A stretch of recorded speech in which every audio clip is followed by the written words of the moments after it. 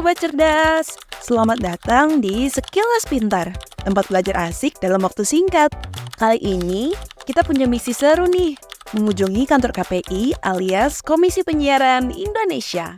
Siap-siap ya, karena kita bakal ngebahas gimana sih cara kerja KPI dan kenapa jam tayang ramah anak itu penting banget. Yuk langsung aja.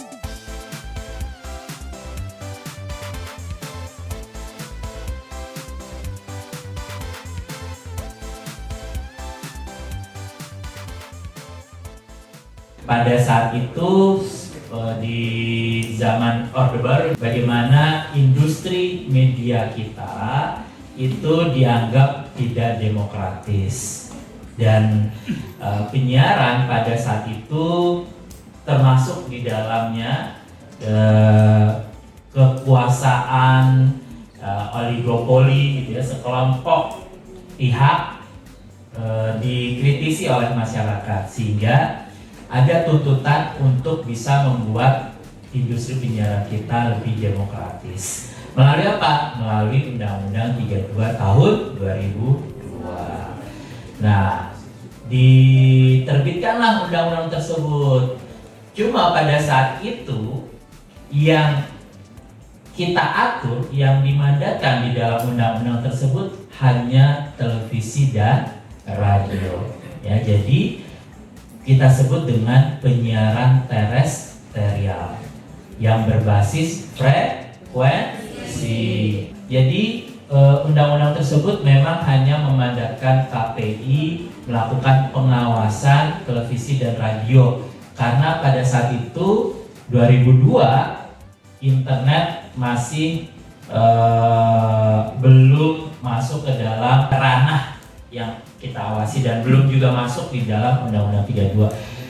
Sayangnya 5 tahun, 8 tahun kemudian setelah 2002 Undang-Undang itu disahkan, makhluk yang namanya internet berkembang begitu luar biasa dan sangat cepat, ya, mengubah semuanya, mengubah landscape media, mengubah masyarakat kalian, generasi muda, dalam mengkonsumsi informasi dan hiburan. Ya, perlahan-lahan sudah mulai bergeser. Terutama anak-anak muda lebih senang nonton YouTube, ya. Kemudian pengiklan yang banyak mengeluarkan spending mereka di TV, khususnya TV, itu juga sudah mulai berkurang karena adanya internet. Perlahan-lahan digerus, ya, diambil oleh platform-platform media baru. Ya, media baru itu media sosial, YouTube, dan juga OTT. Alur pengawasannya nanti biasanya apa yang ditonton oleh tadi saya bilang 100 lebih tenaga pemantauan itu akan ditonton, lalu akan diverifikasi oleh 7 orang tenaga ahli, saya dan beberapa rekan lainnya, lalu akan dinaikkan ke rapat komisioner yang dengan komisioner isi siaran dengan Pak Amin dan 8 orang lainnya, ada 9 orang. Prosesnya berlanjut seperti itu sampai akhirnya nanti lahirlah sebuah sanksi. Sanksi itu bisa bermacam-macam. Tadi Pak Amin sebut ada peringatan. Peringatan ini sebenarnya kebaikan KPI dengan memberikan peringatan. Jadi tidak langsung serta-merta ditegur kalau Pak sekarang. Jadi kalau dulu mungkin kalau ada pelanggaran, Bapak tuh stasiun TV-nya akan langsung ditegur karena teguran tertulis pertama. Jadi ada peringatan dulu, lalu ada teguran tertulis 1, teguran tertulis 2. Kalau masih bandel juga akan kita kurangi durasi tayangannya. Jadi misalnya program Brownies Trans TV, dia bandel sudah 2 kali kena teguran dan dia bandel lagi, kita akan kurangi durasinya. Yang tadinya mungkin tayangan 2 jam, kita kurangi durasinya hanya 1 jam. Mungkin bagi kita, kenapa kok cuma dikurangi 1 jam? Tapi bagi stasiun televisi 1 jam itu adalah cuan. 1 jam itu ada ratusan juta, bahkan mungkin miliaran. Kerugiannya ketika 1 jam itu dipotong oleh KPI, dia nggak boleh tayang, maka kerugiannya berupa material buat dia. Selain itu juga kerugian berupa sosial. Jadi kalau masih bandel lagi nih Bu, Pak, misalnya udah ditegur, udah dikurangin durasinya, masih bandel lagi, maka akan dilakukan penghentian. Jadi kalau tadi hanya dikurangi sejam, masih bandel lagi nih, maka akan dihentikan acaranya, penghentian sementara. Jadi mungkin dalam jangka waktu berapa lama tidak boleh tayang. Saya ingin bertanya, bagaimana peran regulasi jam tayang ramah anak dalam melindungi anak-anak dari konten yang tidak layak di era digital ini, yang akses informasinya semakin bebas dan tanpa batas? Peran regulasi jam tayang ramah anak. Jadi di undang-undang dan di P3SPS ini ada beberapa kategori program. Jadi nanti teman-teman kalau nonton TV itu biasanya di pojok kanan atas atau pojok kanan bawah nanti ada tulisan tuh. Iya, itu adalah klasifikasi dan batasan usianya. Biasanya nanti ada tulisan SU. SU itu adalah semua umur. Jadi tayangan itu adalah tayangan yang dikhususkan untuk semua umur. Jadi semua umur boleh nonton. Kalau nanti ada tulisan R13 plus, artinya itu adalah untuk remaja dan untuk anak usia 13 tahun ke atas. Jadi kalau nanti di rumah ada adiknya di bawah 13 tahun lagi nonton TV yang ada tulisan R13 plus, maka diusir adiknya. Ini bukan tayangan buat lu gitu. Atau parahnya lagi, biasanya nanti ada yang D.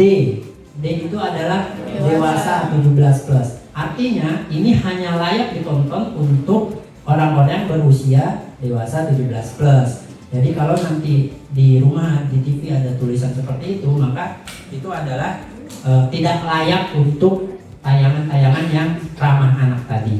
Jadi itu ada aturannya, ada jam-jamnya, jam berapa saja, pasalnya soal anak apa. Jadi itu untuk hal-hal yang terkait dengan ramah anak.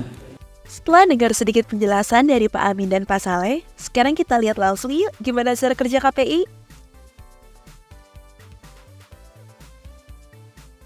Mungkin selama ini kita pikir KPI itu kerjaannya cuma nyensor tayangan. Padahal, di balik itu ada 124 orang yang tiap harinya khusus memantau siaran televisi dan radio. Mereka juga kerja 8 jam sehari buat nonton dan dengerin siaran, supaya semua konten sesuai dengan pedoman yang berlaku. Pedoman yang dipakai adalah P3SPS, Pedoman Perilaku Penyiaran dan Standar Program Siaran. Teman-teman bisa unduh langsung di situs resmi KPI ya. Saat ini KPI hanya punya kewenangan buat ngawasin siaran TV dan radio. Jadi, konten digital seperti Netflix, Viu, YouTube, atau podcast belum termasuk dalam pengawasan mereka. Jenis siaran yang diawasi KPI terbagi menjadi 4. Pertama, televisi berjaringan. Ada 21 stasiun TV yang dipantau selama 24 jam non-stop. Kedua, radio. Karena keterbatasan sumber daya, pemantauan radio dilakukan selama 16 jam dalam 2 shift. Ketiga, TV digital baru. Setelah analog switch off, muncul 20 stasiun TV digital yang juga dipantau selama 16 jam. Terakhir, lembaga penyiaran berlangganan seperti Transvision dan MNC Vision. Pengawasannya dilakukan berdasarkan pasal-pasal tertentu dari P3SPS karena sifatnya berbayar. KPI bekerja layaknya penjaga kualitas tayangan supaya masyarakat, khususnya anak-anak, bisa menikmati tontonan yang sehat dan sesuai usia. Apa saja sih Pak tantangan yang dihadapi oleh KPI dalam mengawasi konten yang ditayangkan untuk anak? Oke, tantangannya pertama adalah kita melihat dunia untuk tayang-tayangan anak, terutama animasi. Tantangan pertama itu adalah daripada si channel tersebut atau stasiun televisi atau lembaga penyiaran, di mana mereka pernah berkata bahwa untuk memproduksi animasi kartun itu sangat besar produksinya.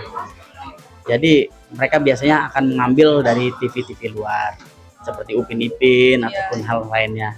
Nah, di sinilah kita harus benar-benar memantau, memperhatikan bahwa TV-TV channel-channel atau film-film yang dari luar tersebut ketika masuk ke Indonesia, apakah itu sesuai dengan budaya untuk anak-anak di Indonesia seperti itu kan?